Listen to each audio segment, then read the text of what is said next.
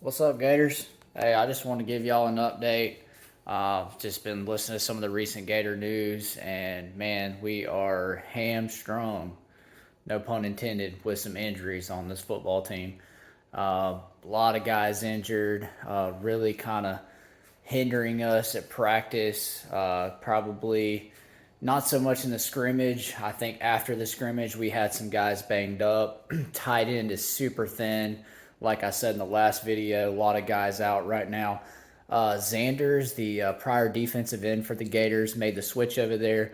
All reports out of practice is that he is excelling at that position, making a lot of out of radius, outer catches away from his body. So the kid's doing really well. He has earned himself potential snaps in the fall, and that's regardless of getting a transfer, which is probably a must-have at tight end. Probably not so much as people think, though, because we have three freshmen coming in, and a lot of times freshmen are able to start or make meaningful contributions at tight end. It's not a position that's as hard to do as like a offensive line or something like that. So at least be able to come in and be an inline blocking tight end. I could see the Hanson kid we signed, the low 3-star guy. I actually think he's got the most potential to be the best blocking tight end of the three that we have. And then I think Arliss Borningham is actually going to come in, and by the fall, I think maybe midway through the season, I believe that kid's going to be catching passes in a Gator uniform. 4-star prospect, very athletic, very big kid. Once he puts a little weight on, a little muscular weight, not that high school weightlifting type stuff, he's going to be a meaningful contributor. Let's see. From what I've heard, quarterbacks still kind of just up and down, passing game. Last practice, insider notes was that Richardson had a worm burner on an out route, but still he's the leader of the pack. And this is only a 15-minute window, guys. These media that are out there, they're not allowed to watch more than 15 minutes. For all we know, these guys could be excelling. I've learned one thing through many Gator seasons: take all spring reports with a big, big grain of salt. Usually nothing except for maybe one piece of news. Let's say you get 10 different articles about 10 different guys that are praising these players. Usually one out of the 10 turns out to be true or translates over to the fall. And then even in fall practice, usually one or two of those guys ends up translating to the actual games to where they're starting and excelling like you heard they were doing in the practices. So I really don't put a whole lot of stock or faith into the media and their insider notes and all that, because they are really off on the information that they get sometimes. I actually think that that's intentional, the way they do that. I think sources throw them off just because the narrative is always very controlled by Billy Napier and these coaches. They're never going to let everything get out.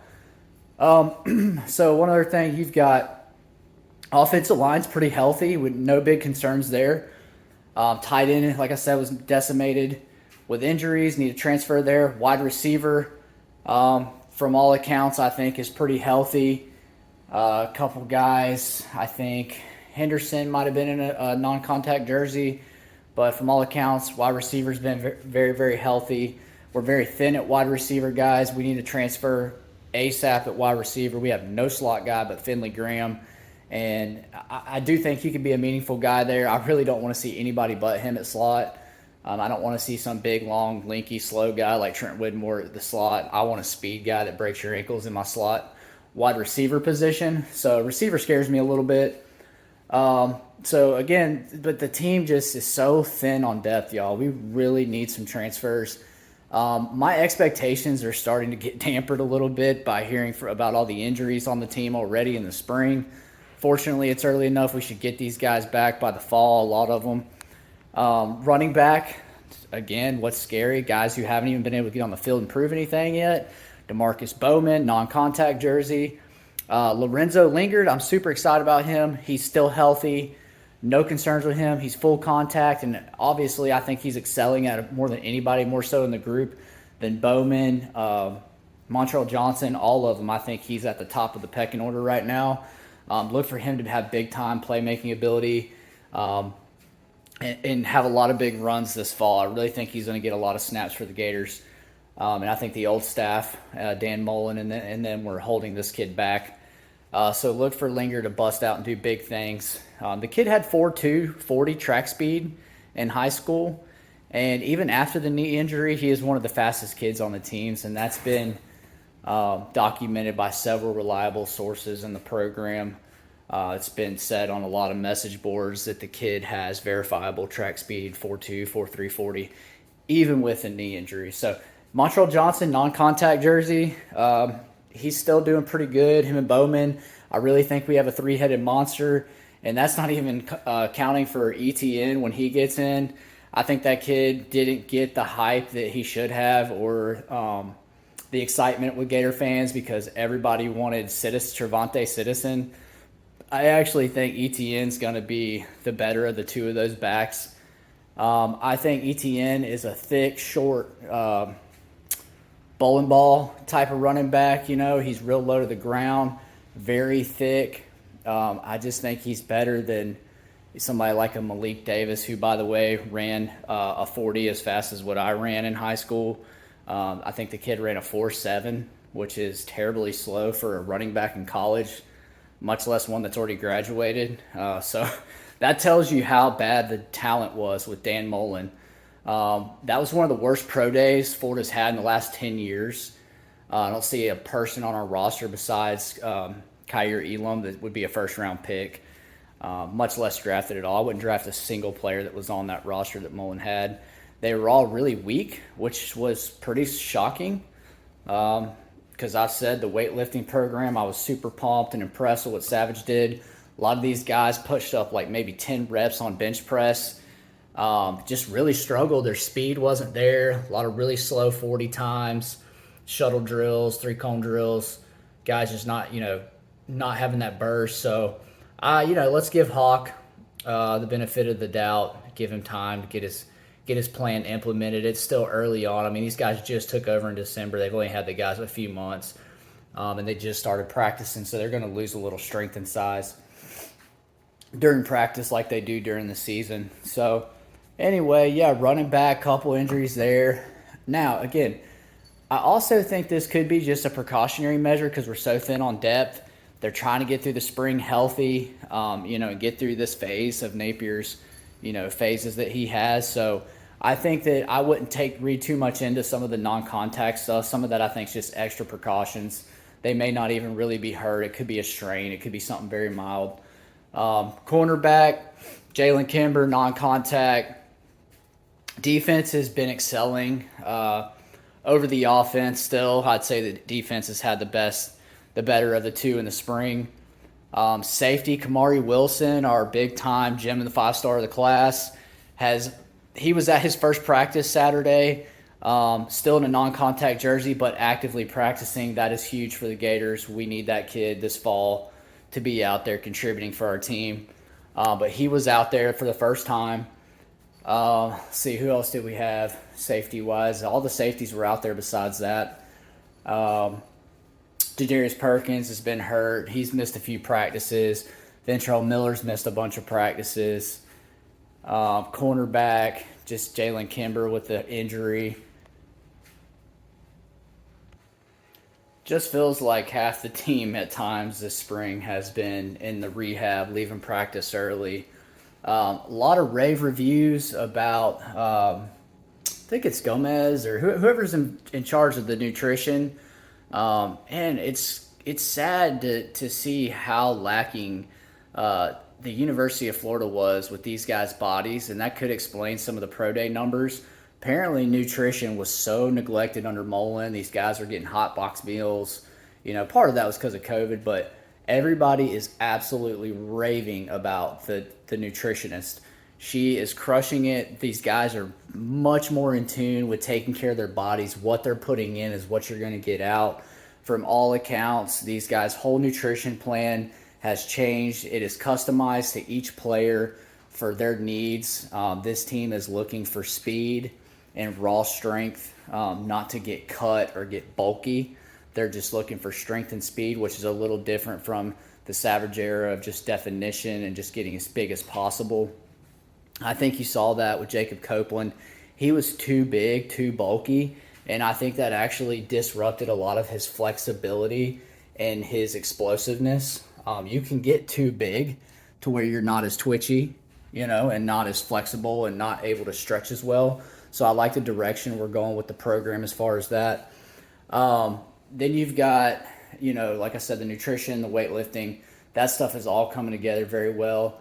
So that's all I really got for football, y'all. Apparently, like I said, in the practices, the passing game has still up and down. I'd give it maybe a C plus at this point, B minus. Running backs, I'd give an A plus. Offensive line, probably a B minus, C plus. Defense, I'm just going to go straight A's across the board. Except for defensive line, I might go C plus there. As a whole, I'd give the defense an A. Linebacker, probably a B minus. Those are the weaknesses on the team.